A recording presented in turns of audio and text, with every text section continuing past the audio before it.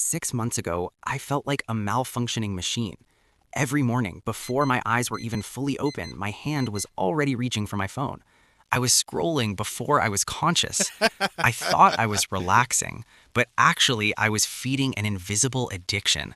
My focus was shattered, and my anxiety was just this constant background static. So I made a radical decision. I decided to treat myself like a lab rat. I committed to a 30-day extreme dopamine detox. I forced myself to adopt 7 habits that sounded boring, painful, and honestly a little insane. I wanted to see who I would become if I cut off all of modern life's anesthetics. Warning, what I'm about to share isn't comfortable. There were moments I almost quit. But what happened on day 30 didn't just change my routine, it rewrote my definition of what it means to be alive. Habit 1. Embrace the tyranny of boredom. Boredom is treated like a disease. Waiting in line? Phone out. Bathroom? Phone out. But I forced myself to endure 1 hour of pure boredom every single day. No music, no books, no podcasts. Just sitting, staring at a wall. For the first few days, my brain screamed like an addict going through withdrawal. It was desperate for a hit of information.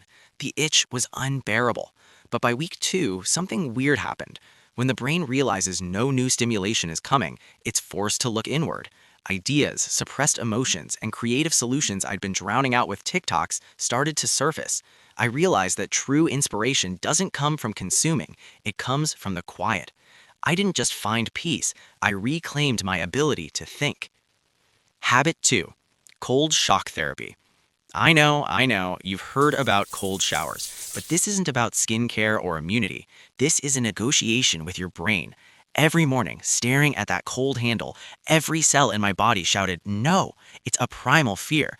But the moment you turn that handle, when the ice water hits you like needles and you gasp for air, you are training a cognitive muscle called inhibitory control. You are telling your brain, I know this sucks, but we are doing it anyway because I said so. This tiny victory stacks. It turns into the discipline to make that difficult phone call or finish that project. It builds a kind of callus over your mind so that when life punches you in the face, you don't flinch. Habit 3. The radical honesty filter. I audited my life and realized how much energy I wasted on polite lies. Let's hang out soon. Great idea. For 30 days, I removed the filter. If I didn't want to go to a party, I didn't make up an excuse. I just said, I'm not coming. I need to rest. I thought I'd lose friends. Instead, I felt lighter. I realized that people-pleasing is an expensive energy leak. When you stop performing, you filter out the low-quality relationships that require a mask to maintain. I learned that the truth isn't just moral, it's the ultimate energy-saving mode for your brain. Habit 4. The digital sunset. This was the hardest one. At 8 p.m. sharp, every screen died. Phone off, laptop shut, TV unplugged. The first 3 nights, I wandered around my house like a ghost. My brain was still vibrating from the blue light. It didn't know how to power down. But then I picked up a physical book. I had real conversations with my family without glancing at a notification. And the scary part? I realized I hadn't truly ended a day in years. We usually just pass out from exhaustion with information still leaking into our eyes. When I started the digital sunset, the brain fog vanished. I wasn't just sleeping, I was finally rebooting.